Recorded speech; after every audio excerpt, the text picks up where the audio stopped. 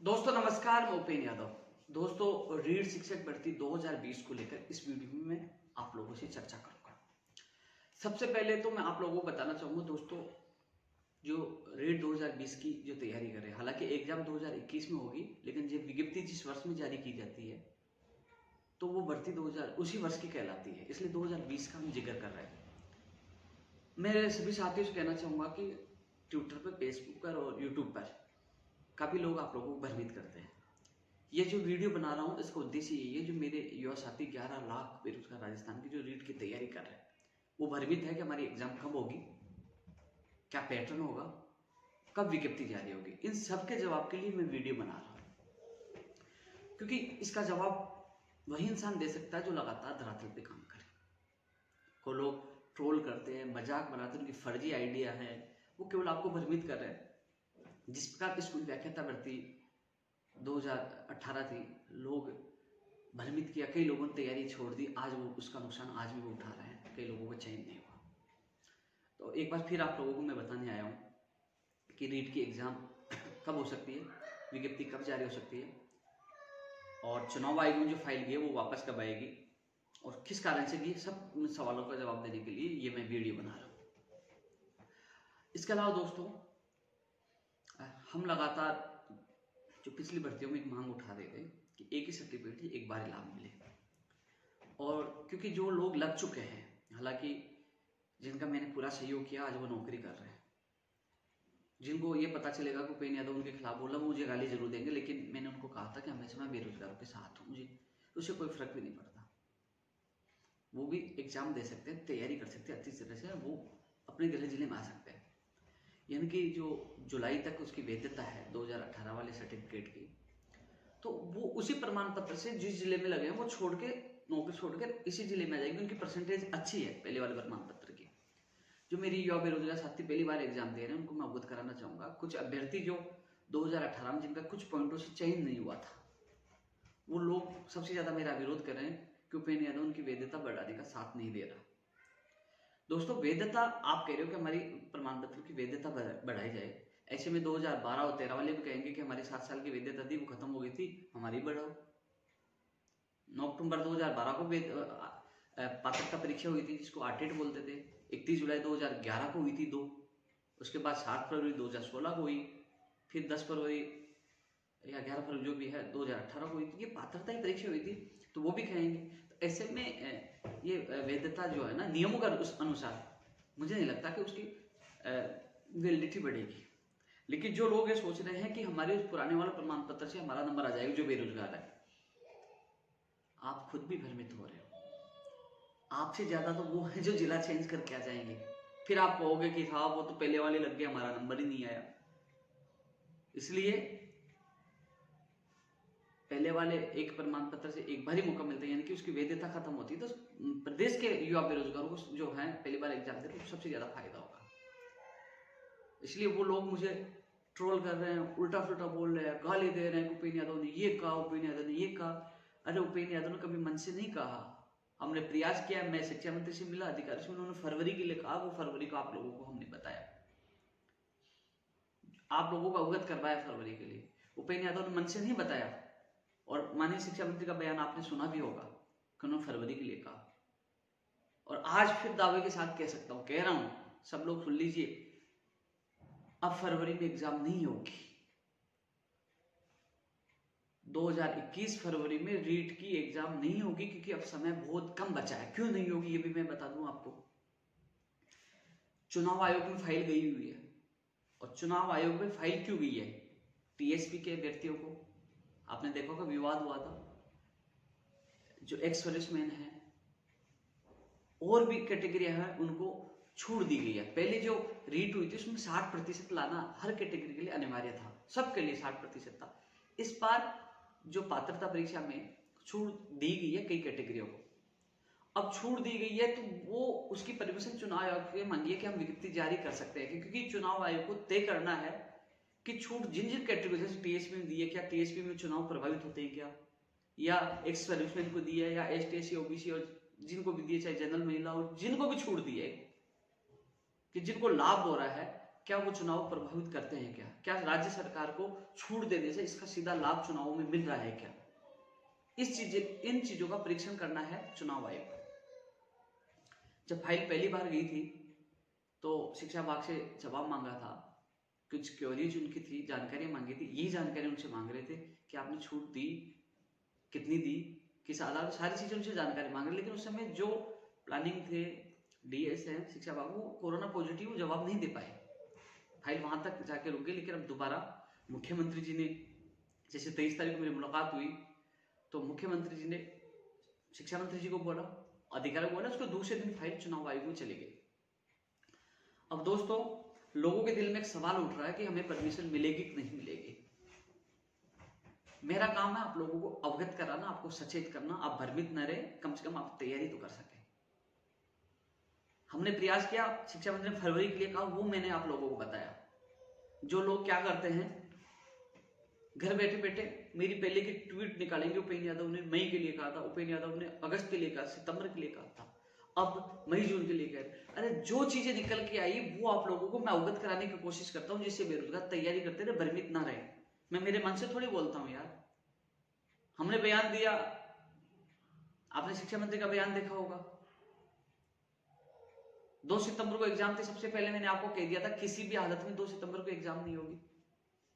आज कह रहा हूं फरवरी में किसी भी हालत में एग्जाम नहीं होगी, क्योंकि यार हम भागते हैं, धड़ाधड़ काम करते हैं, हर परिस्थितियां समझते हैं। इसलिए आपको अवगत कराए, जो लोग तैयारी कर रहे हैं, जो कंफ्यूज हो रहा है, भ्रमित हो रहा है, उनको कम से कम उनको यथास्थिति से बताएं, वो तैयारी अच्छी तरह से कर सकें। क्योंकि सोशल मीडिया पे भ्रमित करने वाले बहुत लोग आ गए हैं। वो सोशल मीडिया पे लंबे लंबे भाषण देते हैं, लंबे लंबे पोस्ट डालकर आपको भ्रमित करते। कभी धरातल पे आए? वही लोग कहते हैं कि ये तो सरकार का आदमी, शिक्षा मंत्री का आदमी। अरे आपने दिल पर हाथ रख के सुनिए मेरा वीडियो।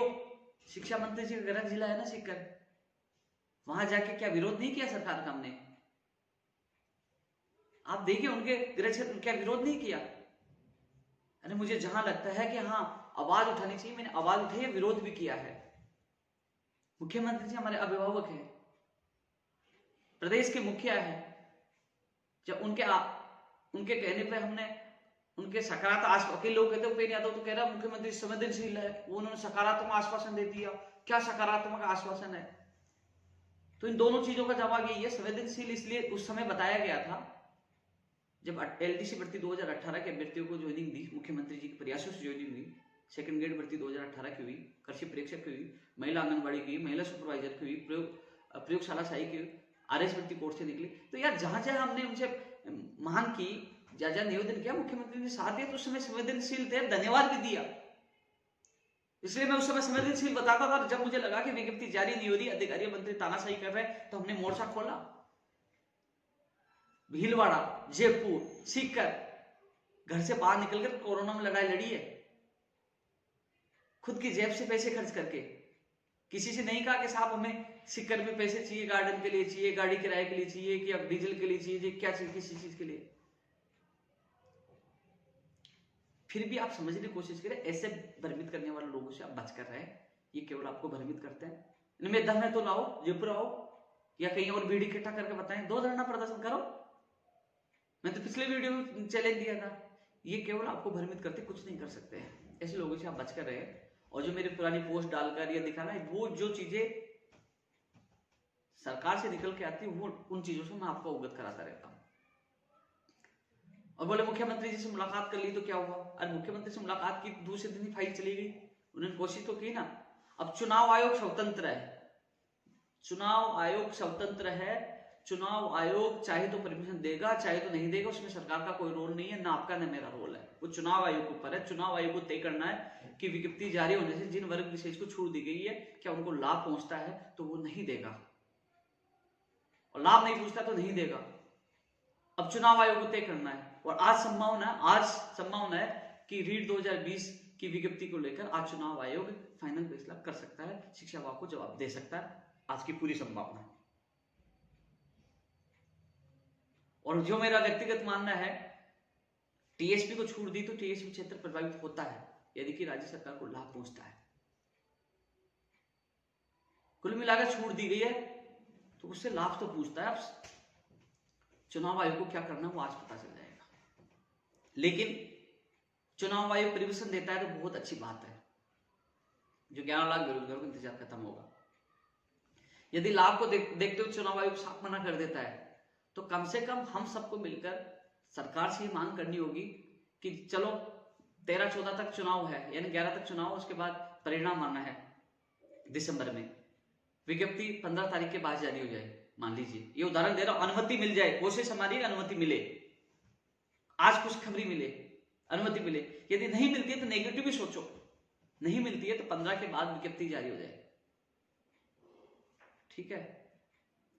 और 15 जनवरी तक आवेदन प्रक्रिया ले लीजिए, 1 महीने तक आवेदन प्रक्रिया ले ली जाए और परीक्षा तिथि जारी कर दी जाए कि इतनी इस महीने में इस तारीख को परीक्षा होगी।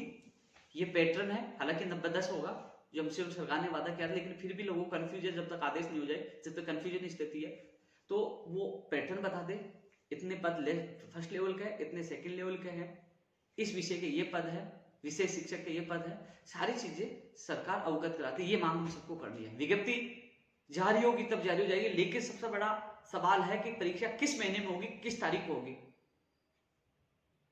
तो कम से कम हम ये मांग कर रहे हैं कि चुनाव आयोग परमिशन देता रहेगा, वो चुनाव आयोग और शिक्षा विभाग के ऊपर कम से कम माननीय शिक्षा मंत्री को, मुख्यमंत्री जी को और सरकार को यह घोषणा करनी चाहिए कि विज्ञप्ति इतनी तारीख को जारी होगी। यदि परमिशन नहीं देता है तो बोले 15, 14 या 13 जो भी हटेगी, तो बोले 15 तारीख को विज्ञप्ति जारी हो जाएगी और विज्ञप्ति जारी होते इतनी तारीख तक आवेदन प्रक्रिया होगी, इतनी तारीख को एग्जाम होगी।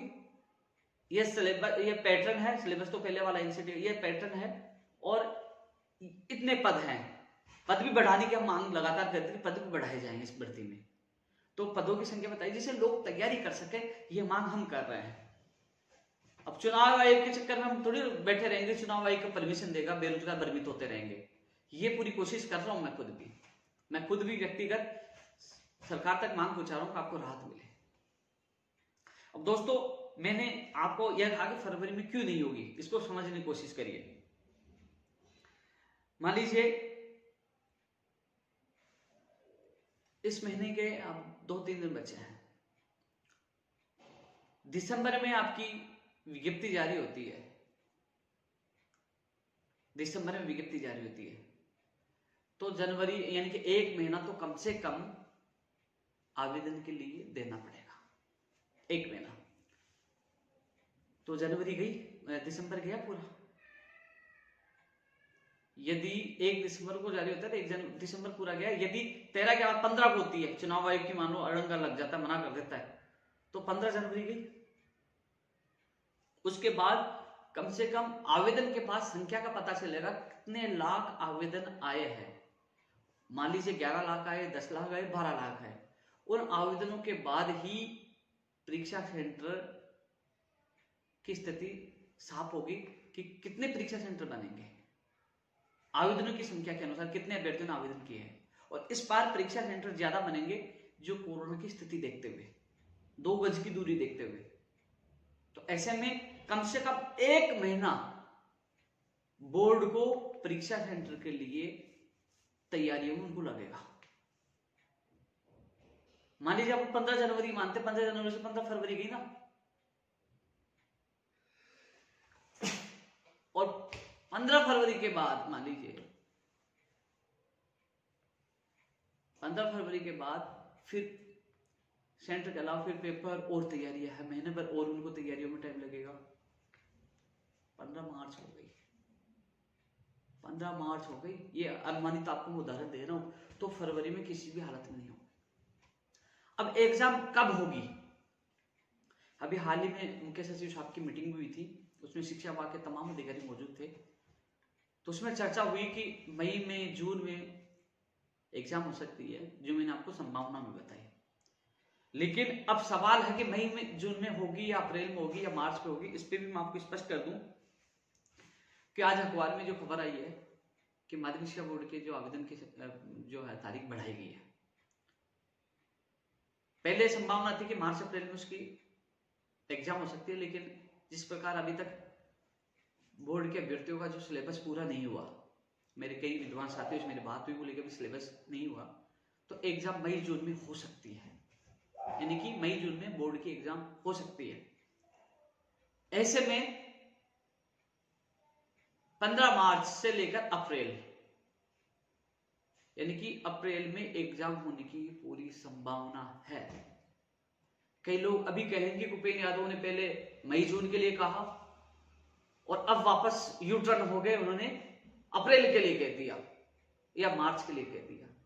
नहीं, यू टर्न नहीं हो रहा, परिस्थितियां बार बार चेंज हो रही है। पहले संभावना थी कि मार्च अप्रैल में माध्यमिक शिक्षा बोर्ड की एग्जाम होगी, अब संभावना बन रही है, जिस प्रकार आज तारीख बढ़ाई गई है, संभावना बन रही है कि मई जून में तो वो एग्जाम होंगे। ऐसे में जो अप्रैल का मार्च का अंतिम मार्च का जो 15 मार्च के बाद है, ये जो दो चीजें मिल रही है कि अप्रैल, पूरी अप्रैल मिल रही है।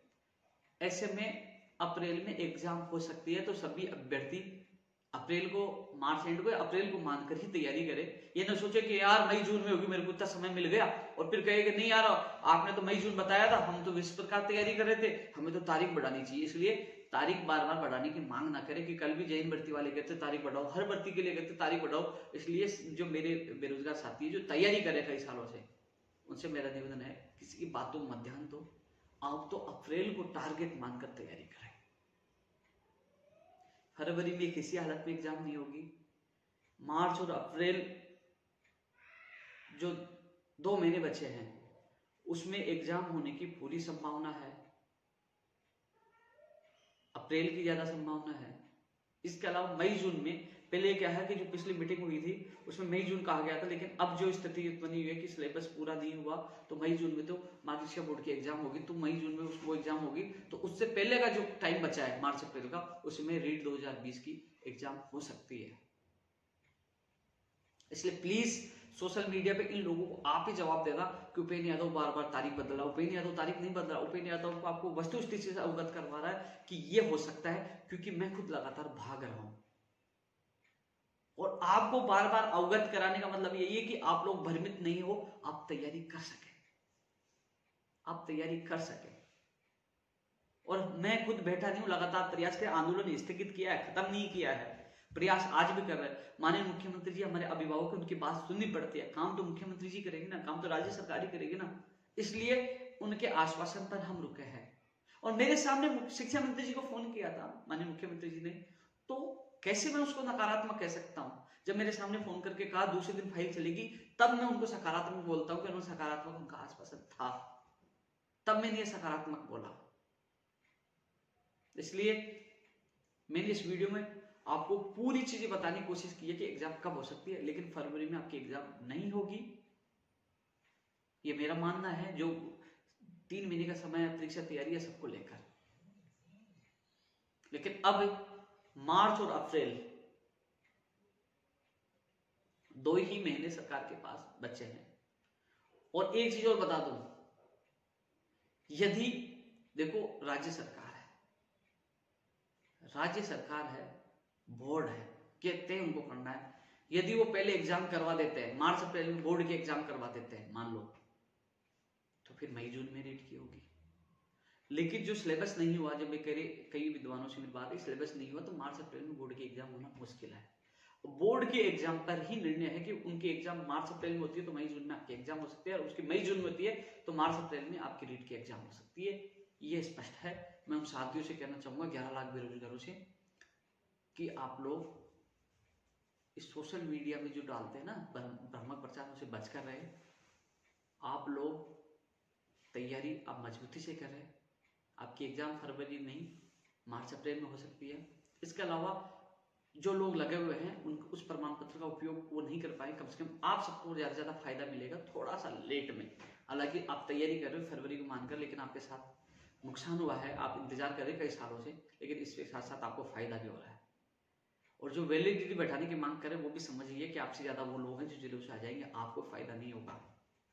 और अधिकतर वैलिडिटी बढ़ाने की मांग वही कर जो लगे हुए जिला चेंज करना चाहते हैं। मुझे बहुत गालियां दे रहे हैं, यार बिंदु तुम्हारा अच्छा ही किया, तुम्हें ज्वाइनिंग दिलाई थी भाग दौड़ कर कोर्स से निकलवा कर, और आज मैं बेरोजगारों का साथ दे रहा हूँ तो आप टीचर भी मुझे गालियां दे रहे हो। कोई बात नहीं, लेकिन मैं सच का साथ देता हूँ। तो दोस्तों आज चुनाव आयोग से पता लग जाएगा कि परमिशन मिलेगी नहीं मिलेगी, लेकिन सवाल मेरा सरकार से ये निवेदन यही है कि आप जल्द से जल्दी बता दीजिए कि 15 को, 16 को, 17 को, 18 को, जो भी दिसंबर है वो उसकी विज्ञप्ति जारी होगी, या फिर 1 दिसंबर को, या 2-3 दिन, 4 दिन में, क्योंकि परमिशन को ऊपर निर्भर है कि परमिशन मान लीजिए आप दे देते तो 2-4-5 दिन में, यानी कि आने वाले वीक में आपकी विज्ञप्ति जारी हो जाएगी 100%। और परमिशन नहीं दी तो भैया फिर 15 तारीख के बाद ही आपकी विज्ञप्ति जारी होगी, 15 दिसंबर के बाद। इस पर सुन लेना, यदि आज चुनाव आयोग ने परमिशन दे दी तो आने वाले वीक में आपकी विज्ञप्ति जारी हो जाएगी रीट 2020 की, और परमिशन नहीं दी तो 15 दिसंबर के बाद ही आपकी विज्ञप्ति जारी होगी। 15 दिसंबर से 15 जनवरी 1 महीना वो, फिर वो तैयारी, सारी चीजें मैंने समझा दी है, उसके हिसाब से आपके फरवरी में एग्जाम नहीं होगी। एग्जाम मार्च अप्रैल में हो सकती है, यदि मई जून में माध्यमिक शिक्षा बोर्ड की एग्जाम जाती है तो 100% मार्च अप्रैल में आपकी एग्जाम होगी। ज्यादा संभावना है अप्रैल की है, तो आप अप्रैल को टेंटेटिव एग्जाम मानकर आप तैयारी करें, संभावित एग्जाम मानकर आप उसी को तैयारी करें। लेकिन जो लोग आप भ्रमित कर रहे हैं उन लोगों को आपको जवाब देना है। प्रमाण पत्र से बार बार लाभ नहीं मिले तो सबसे ज्यादा बेरोजगारों को फायदा होगा, और जो लोग धरातल पे काम नहीं करना चाहता वो वीडियो डालकर लाइव आकर आपको भ्रमित करेंगे। यदि उनको मेरा खुला चैलेंज है कि आइए, जो आपको भ्रमित करते हैं, आइए मेरे सामने बैठिए, आप सवाल करिए, आपका सवाल का जवाब दूंगा। जहां पे यादव गलत होगा आप कहोगे वो करने के लिए तैयार है, क्योंकि हमने धरातल पे काम किया और हमें हिम्मत है सरकार से वार्ता करने की। हम लोग माननीय मुख्यमंत्री से मिले हैं, तुम मिल लो ना, तुम कर लो धरना प्रदर्शन, तुम्हें हिम्मत हो तुम करो इकट्ठा करके कोरोना में। तुम घर से नहीं निकल सकते हो, डर के घर में छुपे हो तुम लोग कि हाँ मुझे कोरोना हो जाएगा। हम लोग लाखों बेरोजगारों के लिए कोरोना में अपनी जान जोखिम में डालकर आज संघर्ष कर रहे हैं, रुके नहीं है। इसलिए यही है कि जो रीट 2020 के तमाम अभ्यर्थी हैं उन तक ये वीडियो पहुंचा दीजिए कि वो तैयारी इस हिसाब से करें जो मैंने आप लोगों को बताया, तैयारी जारी रखें। जल्द से जल्द आपकी विज्ञप्ति के लिए हमारा प्रयास जारी है। और इसके अलावा यही कहना चाहूंगा, आप सबको शुभकामनाएं, आपका भाई आपके साथ है, किसी भी बेरोजगार के साथ गलत नहीं हो। इसलिए बीच बीच में मैं वीडियो डालकर आपको स्थिति से अवगत कराता हूँ, क्योंकि आप भ्रमित ना हो, क्योंकि ये एग्जाम 11 लाख बेरोजगारों के भविष्य के लिए, उनके माँ बाप के सपनों के लिए है। तो इसलिए आप लोग लगातार तैयारी करते रहे, तैयारी कभी बेकार नहीं जाती। जो सोशल मीडिया पे ज्यादा ही प्रचार करता ना, ये डालना वो तैयारी नहीं कर रहा, वो केवल आप लोगों को भ्रमित करने की कोशिश कर रहा है कि मैं भी तैयारी नहीं करूँ और उनको भी नहीं करने। तो ऐसे लोगों से बचकर रहे। जल्दी नई वीडियो के साथ आपके बीच में रहूंगा। जय हिंद, जय भारत।